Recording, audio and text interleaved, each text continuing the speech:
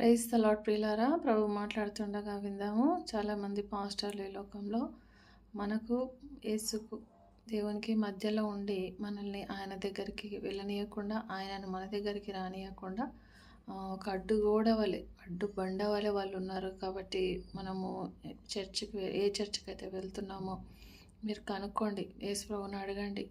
దేవా, నేను వెళ్ళే చర్చ్ కరెక్టేనా? ఈ పాస్టర్ గోరచరం వేసుకున్న తోడేలా, లేకపోతే నిజమైన ఆత్మలకు నిజమైన మంచి కాపరిలాగా ఉన్నాడా అని చూడండి, అడగండి ప్రభువును. ఆయన చెప్పే మాటల్ని ఆయన హెచ్చించుకుంటున్నట్టయితే, ఆయన చేసిన త్యాగం మన కోసం, అంటే యేసు ప్రభు పొందిన శ్రమలు, కార్చిన రక్తం కంటే ఎక్కువగా కూడా ఆయన మన కోసము కష్టపడిపోతున్నాడు. తన లైఫ్నే మన కోసం ఇచ్చాడు.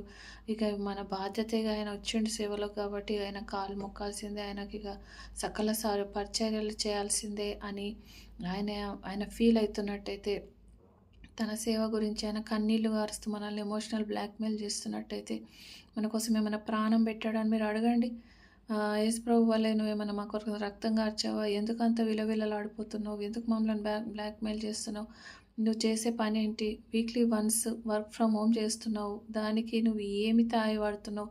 పాస్టర్ కూడా బయట పని చేసుకొని ఆయనదైనా బతకాల్సిందే. ఎందుకంటే పాస్టర్ పని చర్చిలో లేదు అసలు. కాబట్టి ఇంటింట కూడుకొనిరి. అప్పుడు మొదటి ఆదిమ సంఘము, మా అపోస్తులు ఇంటింట కూడుకున్నారు. అంటే ఓ 4 ఇండ్లోళ్ళు కలిసి ఒక ఇంట్లో కూడుకుంటారు అంతే.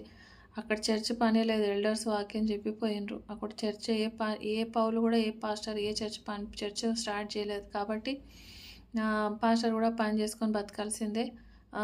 ఇదంతా కాకుండా ఒక కేథలిక్ చర్చ్ ఒక సిస్టమేటిక్గా మనల్ని దోచుకోవడానికి ఒక చర్చ్ కట్టించి, దాంట్లో మనల్ని ఒక బానిసలాగా పెట్టి, మనల్ని ప్రభు దగ్గరికి వెళ్ళకుండా, మన జీవితంలో దేవుని చిత్తం నెరవేరకుండా పాస్టర్లు తమ వంతు ప్రయత్నాలు చేస్తూ వాటిలలో సక్సెస్ అవుతూ మనల్ని దేవునికి ఎంత దూరం చేయాలో అంత దూరం చేస్తూ, లైఫ్ అంతా మన లైఫ్ సేవ లేకుండా, దేవుని చిత్తం మన జీవితంలో జరగకుండానే వేస్ట్ అయిపోయేటట్టుగా అన్ని రకాల ప్రయత్నాలు, కుట్రలు చేస్తున్నారు. కాబట్టి దేవుడు మనకు ఆత్మీయ కన్నులను ఇచ్చునుగాక, ఆత్మీయ చెవులను ఇచ్చునుగాక, గ్రహింపు హృదయం ఇచ్చునుగాక.